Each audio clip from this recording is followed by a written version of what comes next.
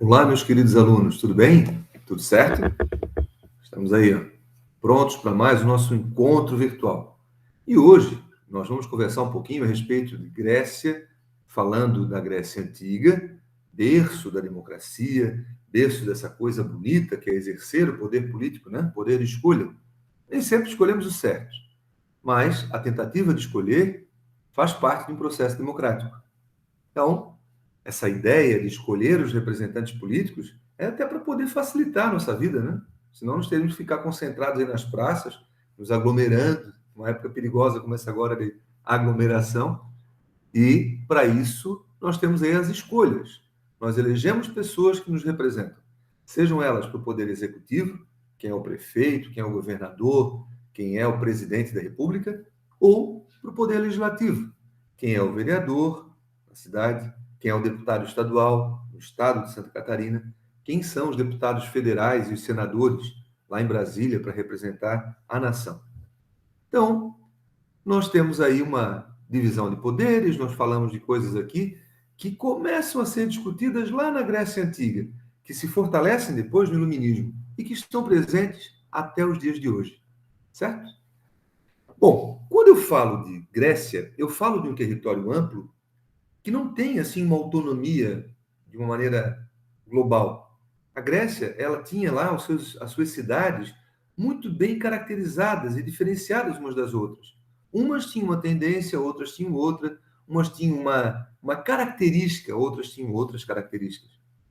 E isso fazia com que essas cidades-estados fossem chamadas, desculpa, isso fazia com que essas cidades fossem chamadas de cidades-estado. Estado no sentido amplo, Estado no sentido de organização. O Brasil é o Estado brasileiro, ele tem as suas leis próprias.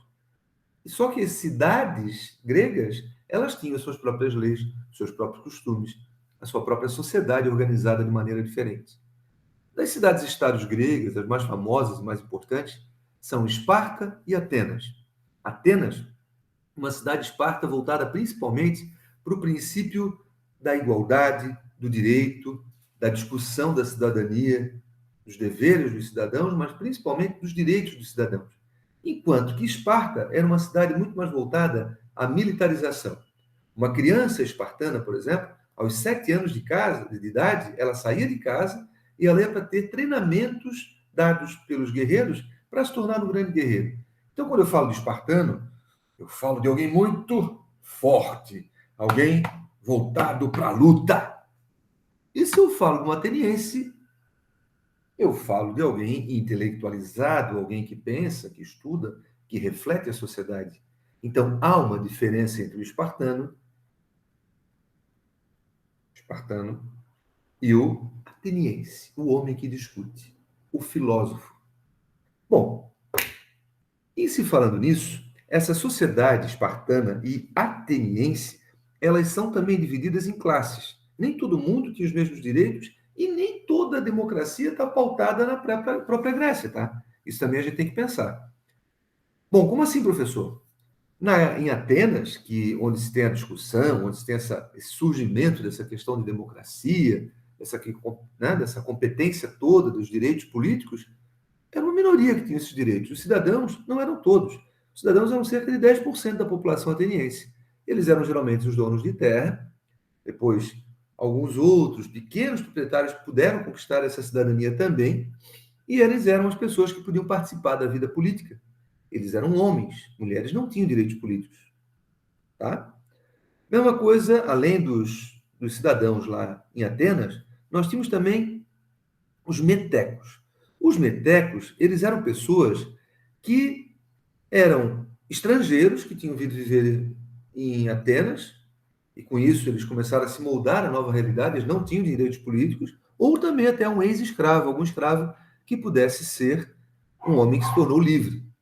Além desses metecos, nós tínhamos também os próprios escravos, que eram pessoas geralmente capturadas numa guerra, que poderiam, ao longo do tempo, ao desenvolver uma atividade talvez importante para a sociedade, conquistar a sua liberdade. Tá? Mas isso era raro, mas poderia acontecer.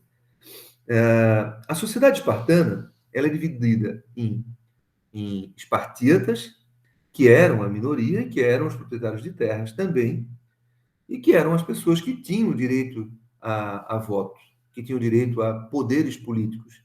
Eles eram uma elite da sociedade, eles eram uma minoria e uma elite da sociedade. Nós, além desses espartíatas que detinham os poderes políticos, em Esparta nós tínhamos também os periecos. Os periecos eram pessoas que não tinham direitos políticos, geralmente eles eram artesãos, eles eram comerciantes, eles tinham obrigações, eles tinham que se alistar nos exércitos, eles tinham que lutar. Esparta. E além desses caras, tínhamos também os ilotas, lá em Esparta, que eram os escravos, que não tinham direitos políticos, que geralmente, inclusive, trabalhavam nas terras dos espartíatas, dos proprietários de grandes propriedades. Bom, falar de Grécia é falar do berço da democracia. E democracia, ela é um regime de governo, tá? Onde nós temos os direitos, nós temos direito de escolhas. E a democracia ela tem que ser respeitada. E para isso, toda escolha tem que ser feita de maneira inteligente, de maneira sóbria, de maneira muito bem pensada. Ok? Fica aqui nosso recado. Beijão para vocês. Espero que vocês leiam lá as partes do livro didático que eu estou indicando e façam as atividades. É isso aí, gente. Um bom final de semana para vocês e bons estudos para vocês. Tchau, tchau. Saudades. Tá chegando o nosso dia, hein? Tá chegando. Daqui a pouco a gente vai estar se vendo pessoalmente, se Deus quiser. Tchau, tchau.